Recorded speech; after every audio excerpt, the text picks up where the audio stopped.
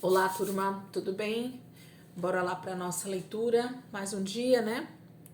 Hoje já estamos na quinta-feira, primeiro dia do mês de junho de 2023 e começando então aí mais um mês ainda na presença do Senhor, continuando, né, a nossa leitura bíblica.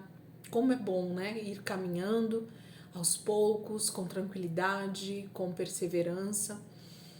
Nesses últimos anos, o que eu mais tenho aprendido a respeito das coisas do Senhor é que vale mais a disciplina diária de se passar algum tempo com o Senhor do que não ter disciplina alguma e achar que um dia, 2 dias na semana, muitas horas vão me fazer estar bem nutrido para todo o restante do tempo que eu não passo com Deus. Então, assim como o nosso dia a dia, a gente é levado a se alimentar todos os dias, pequenas porções, em vários horários, e temos a regularidade, né, dessa alimentação, desse cuidado, dessa higiene pessoal, né? Todo mundo levanta de manhã, escova dente, toma banho, né? Tem a sua higiene pessoal, depois toma café, almoça, janta, né? A gente tem toda uma disciplina diária e que a gente entra nessa rotina desde o dia em que nós nascemos e vamos com essa rotina até o dia em que morremos. Então percebam que as coisas de Deus, elas não têm que ter muita diferença para nós, porque as coisas espirituais, elas se parecem muito com as coisas que a gente faz aqui nessa terra, que são as naturais que a gente fala, né? Então, Deus deseja nos alimentar todos os dias, Deus deseja estar conosco todos os dias, Deus deseja que eu tenha tempos de porções, mesmo que pequenas, durante o meu dia com Ele, seja ali meditando na palavra, seja orando em línguas, seja orando naturalmente, né, na nossa linguagem normal, seja tendo um tempo de leitura da palavra, seja fazendo um estudo, seja fazendo silêncio, que é outra disciplina espiritual. Então, Deus deseja que nós tenhamos porções diárias em disciplina com Ele. E assim vai desde o dia em que nós nascemos até o dia que Jesus voltar. Então, esse é o maior desejo de Deus, que a gente entre numa disciplina diária onde esse encontro, esse lugar de estar com Ele tem a ver com o amor que eu tenho, né, por mim mesma e também pelo Senhor, né? E isso vai fazer com que eu intensifique essa minha linguagem com o Senhor, essa minha disciplina com o Senhor no meu dia a dia. Amém, queridos? Vamos orar? E a gente vai caminhar então a partir de hoje, primeiro dos 6, dentro daquilo que Deus está falando conosco agora dentro do reinado de Salomão. Amém? Senhor, eu quero te agradecer pelo start que está sendo dado agora, em mais um mês, Senhor, que o Senhor está nos concedendo de graça, misericórdia, amor, compaixão. Nós te pedimos, Espírito Santo, que o Senhor venha nos ensinar cada dia mais. Com os nossos olhos aqui na palavra, nós desejamos ser cada dia mais impactados com aquilo que o Senhor está falando, fazendo, movendo, edificando no nosso espírito. Obrigada, Jesus. Nós te louvamos e te agradecemos por mais esse dia, por mais essa leitura, por mais esse ensino que teu Espírito vai trazer ao nosso espírito. Obrigada, Senhor. Guarda a nossa vida durante todo esse mês, durante toda essa temporada que nós estamos aqui com o Senhor. Obrigada, Jesus. Te amamos, Deus. Por isso nós estamos aqui. Obrigada, Jesus. Amém. Amém, queridos? Vamos lá, então? Hoje a gente vai voltar para o livro de 1 Reis. 1 Reis, capítulo 3 e 4. Continuando aí o texto. Depois nós vamos ler 2 Crônicas, capítulo 1. E depois, por último, Salmo 72.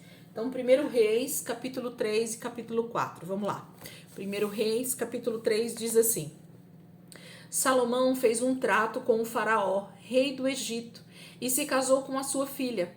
Ele trouxe a mulher à cidade de Davi, até terminar a construção de seu palácio e da casa do Senhor, e do muro ao redor de Jerusalém. Nessa época, o povo de Israel oferecia seus sacrifícios sobre altares feitos nas montanhas, porque o templo, em honra ao nome do Senhor, ainda não tinha sido construído. Salomão amava o Senhor e seguia todas as instruções de seu pai Davi. fora o fato de oferecer sacrifícios nas montanhas e queimar incenso ali. O mais famoso dos altares no topo do monte ficava em Gibeon. O rei Salomão foi para lá e ofereceu como sacrifício 1000 ofertas queimadas. Naquela noite o Senhor apareceu a ele num sonho e disse: peça-me o que quiser e eu darei a você. Salomão respondeu: o Senhor foi muito bondoso para com o seu servo, meu pai Davi, porque ele foi honesto, verdadeiro e fiel ao Senhor e obedeceu aos seus mandamentos. E o Senhor continuou a mostrar grande bondade por ele, dando-lhe um filho para reinar em seu lugar. Agora, Senhor, meu Deus, o Senhor fez o seu servo reinar em lugar de meu pai Davi, mas eu sou como um menino pequeno que não sabe andar sozinho. E aqui está o seu servo no meio do seu povo escolhido, uma nação tão grande que nem se pode contar. Dá ao seu servo um coração compreensivo, de modo que eu possa governar bem o povo e prudentemente discernir entre o que é certo e o que é errado. Pois quem é capaz de julgar este seu grande povo? O Senhor se agradou com o pedido de Salomão. Por isso Deus respondeu: já que você pediu sabedoria para governar o meu povo, e não uma vida longa ou riquezas para si, ou a morte dos seus inimigos, mas entendimento para discernir o que é justo, vou dar o que você me pediu. Vou dar um coração mais sábio e entendido do que o de qualquer outra pessoa nascida antes ou depois de você. E também vou dar o que você não pediu, riquezas e honra. Ninguém em todo o mundo será tão rico e famoso quanto você, pelo restante de sua vida. E eu darei a você uma vida longa, se você me seguir e obedecer às minhas leis e aos meus mandamentos, como fez o seu pai Davi. Então Salomão acordou e percebeu que tinha sido um sonho. Em seguida, ele voltou a Jerusalém e foi ao tabernáculo. Lá ele se colocou diante da arca da aliança do Senhor e ofereceu sacrifícios de ofertas queimadas e ofertas de paz. Então convidou todos os seus oficiais para um grande banquete.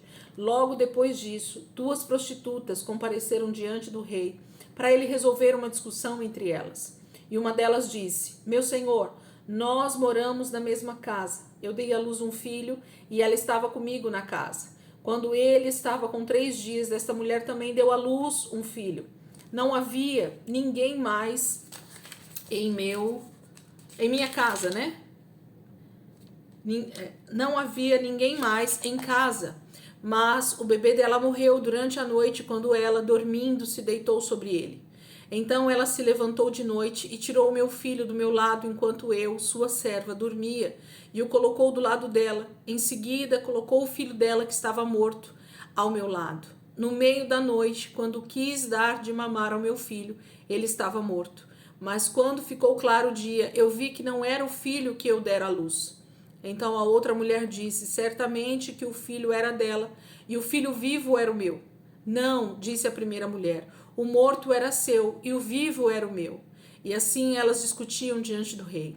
Então disse o rei: vamos esclarecer as coisas. As duas reclamam a criança viva e cada uma diz que a criança morta pertence à outra. E o rei ordenou: tragam-me uma espada. E trouxeram uma espada para o rei. E ele disse: cortem a criança viva ao meio e deem metade a uma e a metade a outra mulher.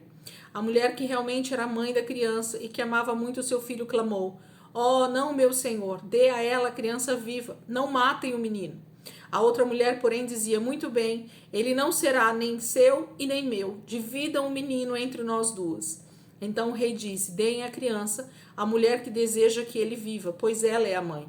A notícia da decisão do rei se espalhou depressa por todo o país, e todas as pessoas ficaram admiradas e passaram a respeitá-lo porque reconheceram a grande sabedoria que Deus tinha dado a Salomão para fazer justiça.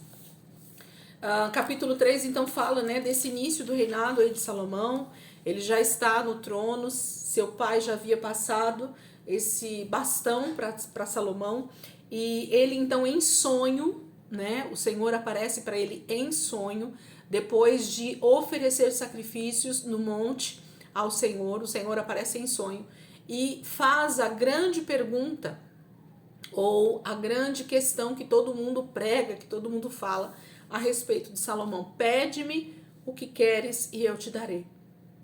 E essa pergunta realmente ela é extremamente importante para o contexto do que está sendo feito e para nós refletirmos, né?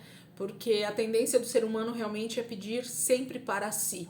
Mas Salomão então começa dizendo com gratidão a respeito do seu pai, a respeito daquilo que Deus fez pela vida do seu pai, a respeito da sua própria vida, né, que tinha sido então agraciada com tudo que Deus tinha dado ao Davi, e colocando ele então, mesmo sendo filho de quem era, o contexto com tantos irmãos e o Senhor escolher justamente Salomão. Então ele agradece, ele é grato ao Senhor. E então ele diz: Senhor, eu sou um menino, e como é que eu vou ter sabedoria para governar todo esse povo? Então ele queria isso, ele queria saber governar muito bem, para dar continuidade a tudo aquilo que o pai dele tinha feito. O medo ou o temor de Salomão era não fazer aquilo que era correto diante de uma imensidão de israelitas, das 12 tribos, né? Era muita gente que não se podia contar. E o Senhor se alegra com o pedido de Salomão, porque eu acredito sim, gente, que ele já tinha o suficiente para ser bem sucedido financeiramente, de honra, né? Então ele imaginava que somente a herança que ele já tinha do seu pai Davi seria suficiente para ser um homem muito bem sucedido. Mal ele imaginava que Deus poderia fazer muito mais por ele. E assim o Senhor faz. Como o pedido dele é sensato, como o pedido dele é sábio, o Senhor então acrescenta, além do seu pedido de sabedoria, o Senhor realmente acrescenta riquezas e honra. Isso é maravilhoso. E já começa essa sabedoria sendo ministrada através da vida dessas duas mulheres, né? Que trazem essa criança querendo justiça. E o Senhor vai começar a mostrar justiça a partir da vida de Salomão. Isso é fantástico. Aqui desse texto, dessas duas mulheres, daria para a gente tirar inúmeras lições, inúmeras interpretações, né, do que Deus pode estar fazendo aqui nesse momento. Eu queria que você sempre tivesse um tempinho aí para meditar um pouco a mais além da leitura, né? Deixa o Espírito Santo realmente ministrar a tua vida através da leitura, através desse tempo que você está com o Senhor. Capítulo 4. 1 Reis, capítulo 4. Salomão foi rei sobre todo o povo de Israel. Estes foram os seus principais assessores. Azarias, filho de Zadok, era o sumo sacerdote. Eliorefe e Aias, filhos de Cisa, eram secretários. Josafá, filho de Ailude, era quem escrevia a história dos acontecimentos e era encarregado dos arquivos. Benaia, filho de Joiada, era o comandante do exército. Zadok e Abiatar eram sacerdotes. Azarias, filho de Natã, cuidava dos negócios do governo e era o chefe dos administradores dos distritos. Zabude, filho de Natã, era o sacerdote e conselheiro pessoal do rei. Aizar era o encarregado geral do palácio. Adonirão, filho de Abda, era o encarregado dos trabalhadores forçados. Salomão também nomeou 12 administradores distritais, responsáveis por trazer alimento do povo para o rei e o seu palácio. Cada um deles fornecia mantimentos durante um mês do ano. Estes são os nomes dos 12 administradores e dos seus distritos: Ben-Ur, da região montanhosa de Efraim; Ben-Dequer, em Macás, Saalbim, Bet-Semes, Elon e Bet-Anã; Ben-Ezed era em Arubote, Sucó e toda a terra de Éfer; Ben-Abinadab, casado com a princesa Tafate, filha de Salomão, nas terras altas de Dor; Baaná, filho de Ailude, em Taanaque; Megido e toda Bet-Seã, perto de Zaretã, abaixo de Jezreel, desde Bet-Seã até Abel-Meolá, e além de Joquimeão. Em Ben-Geder, em Ramote-Gileade, incluindo os povoados de Jair, filho de Manassés, em Gileade, e a região de Argob, em Bazã, incluindo 60 grandes cidades cercadas de muros, com barras de bronze nos portões. Ainadab, filho de Ido, em Manaim; Aimaas, em Naphtali, casado com a princesa Bazemate, filha de Salomão; Baaná, filho de Uzai, em Aser e Bealote; Josafá, filho de Parua, em Issacar; Simei, filho de Elá, em Benjamim; Geber, filho de Uri, em Gileade, incluindo os territórios de Seom, rei dos amorreus, e de Og, rei de Bazã. Havia um só administrador desse distrito. Nessa época, o povo de Israel e de Judá eram tão numerosos como a areia da praia do mar. Eles comiam, bebiam e se alegravam. O rei Salomão governava toda a região, desde o rio Eufrates até a terra dos filisteus, chegando até a fronteira do Egito. Esses povos conquistados destas terras pagavam impostos a Salomão e continuaram a prestar serviços a ele durante o tempo em que viveu. Para a provisão diária do palácio, eram necessários 30 tonéis de farinha da melhor qualidade, 60 tonéis de farinha comum, 10 bois trazidos dos pastos de engorda, 20 bois de pasto comum, 100 ovelhas, e de tempos em tempos veados, gazelas, corças e aves escolhidas. Salomão dominava sobre todos os reinos a oeste do rio Eufrates, desde Tifsa até Gaza, e havia paz em toda a terra em volta. Durante a vida de Salomão, toda a terra de Judá e de Israel viveu em paz e segurança, de uma ponta do país até a outra, e cada família tinha as suas videiras e figueiras. Salomão possuía 4.000 cocheiras para cavalos, de carros de guerra, e empregava 12.000 homens que conduziam os carros. Cada mês, um dos administradores de distrito fornecia provisão para o rei Salomão e para o pessoal que comia à sua mesa. Eles cuidavam para que não faltasse nada. Também fornecia a cevada e a palha para os cavalos dos carros de guerra do rei que estavam nos estábulos e para os outros animais. Deus concedeu a Salomão grande sabedoria e entendimento e um conhecimento tão vasto quanto a areia do mar. Na verdade, a sabedoria de Salomão era maior do que a de qualquer sábio do Oriente, inclusive dos sábios do Egito. Ele era mais sábio do que qualquer outro homem, mais sábio do que Etã, o Esraíta, mais sábio do que Emã, Calcol e Darda, filhos de Maol, e ficou famoso entre todas as nações vizinhas.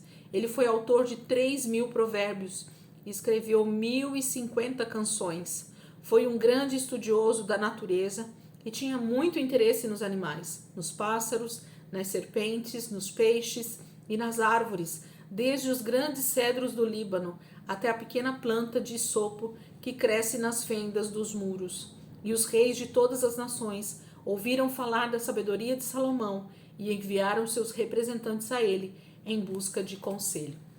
Capítulo 4, então vai mostrar para nós essa grande administração que era o reinado de Salomão. Mostra então todos os seus conselheiros, quem governava as terras, os seus comandantes, né, os seus conselheiros pessoais. Aqui vai dando os nomes de todos eles. E depois lista 12 governadores distritais. O que seria isso para nós hoje? Como se fosse o nosso presidente da República e 12 estados, né, que eram governados por homens, igual os nossos governadores aqui nos estados do Brasil. Então, era um só reino, porém, Salomão governava de Jerusalém e existiam outros 12 governadores que governavam, nas tribos, né, entre as tribos. Então, dá os nomes desses homens aqui. Todos eles começam com Ben, né, Ben-Ur, Ben-Dequer, Ben-Ezed, Ben-Abinadab, né? Ben-Geder. Esse Ben significa filho de, tá? Então não fala o nome desse moço ou desse governante, porque tá falando que ele é filho de alguém. Então, nesse momento aqui do texto, é mais importante de quem esse homem é filho do que o próprio nome dele. Então, a palavra Ben é filho, tá? Então, filho de Ur, filho de Dequer, filho de Ezed. Então vai falar, e quando fala o nome mesmo, geralmente fala o nome e depois fala de quem ele é filho, tá bom? Então esse é um detalhezinho só importante pra gente saber. E depois fala dessa grande sabedoria, conhecimento e entendimento que Salomão vai ter mesmo e que vai ser muito bem visto por todas as nações ao redor, os seus vizinhos de fronteira, o próprio reino de Israel vai ver essa sabedoria. E Salomão não é sábio simplesmente nas coisas espirituais, mas o texto está claro aqui em dizer que ele era um bom músico, né? Então ele compôs muitas canções, ele fez muitos provérbios, isso fala de de psicologia, filosofia, né? Isso, tudo que tramita com a mente, com o entendimento humano, passa por essas questões, mas muito mais. Provavelmente Salomão tinha uma sabedoria que realmente excedia o nível natural das pessoas, né? E ele então entendia de botânica, de animais, né? De zoologia e de tantas outras coisas que fala aqui, porque fala que ele estuda pássaros, né? Serpentes, peixes, árvores. Então ele se importa com tudo, com botânica, com tudo. Então Salomão ultrapassa, né, o nível simplesmente espiritual de cuidado com o reino, com Israel, mas é um homem que tem todo o entendimento, realmente conhecimento de várias áreas que importavam, inclusive, para a cultura daquele momento, para tudo aquilo que Deus estava fazendo em Israel e faria através de Israel. Deus estava fazendo grandes coisas em Israel e começaria a fazer grandes coisas a partir de Israel, se o seu povo permanecesse com ele, né? Vamos lá para 2 Crônicas agora. 2 Crônicas, capítulo 1. Deixa eu pegar aqui. 2 Crônicas, capítulo 1. Diz assim: Salomão, filho do rei Davi, fortaleceu-se no seu reino, pois o Senhor, o seu Deus, estava com ele e fez dele um rei poderoso. O rei Salomão falou a todo Israel, os líderes do exército de 1.100, os juízes, todos os líderes políticos de Israel e os chefes de famílias. Salomão subiu com todos eles ao monte Gibeon, onde estava o antigo tabernáculo que Moisés, servo do Senhor, construiu enquanto ele esteve no deserto. Havia outro tabernáculo em Jerusalém, construído pelo rei Davi para a arca de Deus, quando ele a levou de Kiriat Jearim para lá. O altar de bronze feito por Bezalel, filho de Uri e neto de Ur, ainda estava ali em frente do antigo tabernáculo do Senhor em Gibeon. Então Salomão e todos os que ele havia convidado se reuniram ali para consultarem o Senhor. Salomão ofereceu ao Senhor 1000 sacrifícios queimados sobre o altar de bronze no tabernáculo. Naquela noite Deus apareceu a Salomão e disse: peça o que quiser e eu darei a você. Salomão respondeu: ó Deus, o Senhor foi tão bondoso com meu pai Davi e me colocou como rei em seu lugar. Agora, ó Senhor Deus, meu desejo é que o Senhor cumpra a promessa que fez a meu pai Davi, porque me fez rei sobre uma nação tão numerosa como o pó da terra. Peço que o Senhor me dê sabedoria e conhecimento para governar esse povo, pois quem pode sozinho dirigir uma nação tão grande como esta? E Deus respondeu: já que o seu maior desejo é ajudar o seu povo, e em vez de me pedir tesouros, riquezas pessoal, honras, a destruição dos seus inimigos ou vida longa, pediu sabedoria e conhecimento para dirigir bem o meu povo, sobre o qual o coloquei como rei. Eu vou dar a sabedoria e o conhecimento que você pediu, mas também vou dar riquezas, bens e honra, como nenhum outro rei antes de você teve e nenhum outro terá depois de você.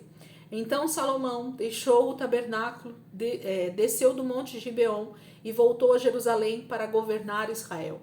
Ele formou um exército de 1.400 carros e 12.000 cavaleiros para guardar as cidades, bem como para ficar perto dele em Jerusalém. Durante o reinado de Salomão havia tanta prata e tanto ouro em Jerusalém que se tornaram comuns como as pedras na estrada, e a madeira de cedro tão numerosa como os sicômoros da Cefelá. Salomão enviou negociantes de cavalos ao Egito e à Cilícia para comprarem grandes quantidades de cavalos. Naquele tempo, os carros egípcios eram vendidos por 7 quilos e 200 gramas de prata cada um, e cada cavalo custava 1 quilo e 800 gramas de prata. Muitos desses cavalos e desses carros e desses cavalos eram vendidos depois aos reis dos heteus e aos reis da Síria. Então, o capítulo aqui, o primeiro capítulo de 2 Crônicas, fala o mesmo texto, né, que nós acabamos de ler lá em 1 Reis. Gente, só para localizar vocês, para talvez alguém que não conheça ou que nunca tenha ouvido falar, por que a gente percebe que os textos eles são parecidos ou iguais até, né, em vários livros aqui do Velho Testamento nesse momento histórico? Porque o livro de Reis vai falar sobre os reis, de Israel, ok? Então, quem escreveu o livro de Reis estava enfatizando os reis que passaram por Israel. Então, a começar por Saul, depois Davi, Salomão, e nós vamos ver todos os outros reis que passaram por Israel, certo? O livro de Crônicas, o próprio nome já diz, né? Crônicas são histórias, são situações que aconteceram. Então, quem escreveu o livro de Crônicas também estava contando a mesma época histórica, estava inserido na mesma época histórica. Então, estava sendo escrito 2 ou até mais livros sobre praticamente os mesmos acontecimentos. O autor de Reis estava, então, focando nas histórias dos reis de Israel, e o autor de Crônicas estava contando as histórias, os acontecimentos, os feitos, né, desse momento da história. Então vai mesclar um pouco tanto dos reis quanto dos acontecimentos que nós temos ali em Israel, em todo o território de Israel, amém? Então por isso que a gente vai ver esse mesclar de histórias, tá bom? Tanto no livro de Reis quanto no livro de Crônicas, a gente viu um pouco disso no livro de Samuel. Então são autores diferentes focando em histórias dentro de um mesmo contexto histórico, né? É a mesma fase histórica que está acontecendo, e por isso que eles estão contando as mesmas histórias em livros diferentes. Por isso que eu gosto muito da leitura em ordem cronológica, porque a gente vai juntando, né, essas histórias num só contexto e vai lendo junto. Então, se a gente lê a Bíblia de forma corrida, né, os livros na sua sequência, quando a gente chega nesses textos, a gente tem a impressão de que parece que a história está voltando de novo, parece que eu estou lendo as mesmas histórias de novo, mas eu já li essa história lá em 1 Reis, mas agora está contando aqui de novo em Crônicas, eu vou pular. Não tem essa de pular, porque vocês percebem que existem alguns detalhes que os livros eles acabam tendo diferença, né? Pequenos detalhes, mas tem. E esses detalhes, eles são importantes dentro da leitura bíblica. Então eu falo para vocês que nenhum versículo, sejam eles genealogia, sejam eles nomes de cidades, sejam eles situações que se repetem, nada está aqui nesse livro que o Senhor deixou para nós por acaso. Então não pule, não deixe de ler, mesmo que é o mesmo texto. Enfatize a leitura naquilo que está acontecendo, perceba os detalhes e deixe o Espírito Santo te ensinar um pouquinho mais. Salmo 72 é o nosso último texto de hoje. Salmo de número 72. Vamos pegar aqui. Salmo de número 72. Salmo 72 é um salmo de Salomão, lógico, né? Não podia ser de outro. Ó Deus, ajude o rei a governar com a sua justiça. Ajude o filho do rei a andar em santidade, para que ele governe o seu povo com honestidade e trate com justiça os que são explorados. As montanhas e morros darão muitos frutos, e o povo viverá em paz por causa do governo justo do rei. Ele defenderá os aflitos entre o povo e ajudará as famílias pobres, mas castigará o ladrão e o explorador dos fracos. Que o rei viva enquanto o sol durar e a lua existir por todas as gerações. Faça com que o reinado de meu filho seja tão bom para o povo como a chuva que cai sobre a lavoura ceifada, como os aguaceiros que regam a terra. Que durante o seu reinado floresçam os homens justos e haja paz enquanto a lua brilhar. Estenda o seu reino de um mar a outro e desde o rio Eufrates até os confins da terra. Os habitantes do deserto se curvarão diante dele, os seus inimigos humilhados se arrastarão a seus pés. Os reis das terras junto ao mar Mediterrâneo, até a terra de Tarsis, lhe pagarão impostos. Os reis de Sabá e de Sebá lhe trarão presentes. Sim, reis de todo o mundo virão e se curvarão perante ele, e todos os povos da terra serão seus servos. Isso acontecerá porque ele ajuda os pobres que pedem socorro, os abandonados e a quem não tem recursos. Com amor, ele se compadece dos fracos e necessitados e salva os que não têm mais esperança de salvação. Ele os salva da opressão e da violência, porque os seus olhos, a vida deles é preciosa. Que o rei tenha vida longa e receba grandes riquezas em ouro puro de Sabá. Todo o povo faça orações constantes em favor dele e que o abençoem todo dia. Que durante o seu reinado a terra produza cereais com fartura, até no alto dos montes haja belas plantações. Que a terra produza frutos como no Líbano e as cidades fiquem tão cheias de gente quanto as plantas nos campos. O nome do rei seja famoso e respeitado para sempre. Sua memória dure enquanto o sol existir. Ele será uma bênção para todas as nações, e elas lhe darão louvor. Bendito seja o Senhor Deus, o Deus de Israel. Ele é o único que realiza grandes maravilhas. Bendito seja o seu nome glorioso para sempre. Que a terra inteira fique cheia da sua glória. Amém e amém. Aqui terminam as orações de Davi, filho de Jessé. O texto fala, né, de um salmo de Salomão, mas você percebe esse carinho, né, de Davi, o pai, falando, intercedendo pela vida do filho. E ao mesmo tempo que você percebe o próprio Salomão falando aqui, né? Então eu acredito que tem a ver com um desejo que Davi tinha para o seu filho, mas ele que acaba colocando isso no papel quando ele vai escrever esse salmo. Era o desejo do coração do seu pai.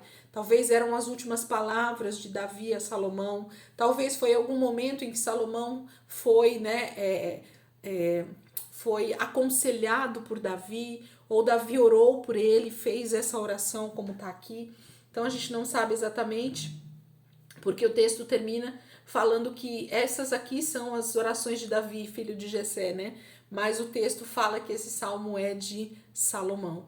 Mas ainda assim a gente sabe que esse texto é também escatológico, tá falando sobre a vinda de Jesus, sobre ele ser o rei sobre toda a terra, sobre todas as nações. Todos os reis vão se dobrar diante dele, todos trarão muitas riquezas ao Senhor. Gente, o reino milenar, depois da volta de Jesus, vai ser um reino de muita prosperidade, vai ser um reino de muitos ajustes, vai ser um reino onde muitos vão vir buscar sabedoria, vir buscar entendimento da Torá, da aliança do Senhor. Então esse texto de Salmo 72 fala disso também. Então Davi orando talvez por Salomão, fazendo pedidos por ele, Salomão contando uma oração do seu próprio pai e o próprio Senhor Jesus na volta dele, fazendo com que se cumpra toda a promessa do pai a respeito da volta de Jesus e do seu reinado milenar, tá bom? Gente, Deus abençoe, vamos caminhar mês de junho aí, perseverante, temos muita coisa durante esse mês de junho, graças a Deus por isso. A gente vai caminhando aqui em nome de Jesus. Eu quero que vocês perseverem, porque Deus tem grandes coisas para fazer por nós e através de nós durante todo esse ano. Amém? Deus abençoe, ótimo dia aí para vocês. Que essa quinta-feira, que esse início, né, de mês seja um start maravilhoso do Senhor para nós em nome de Jesus. Deus abençoe.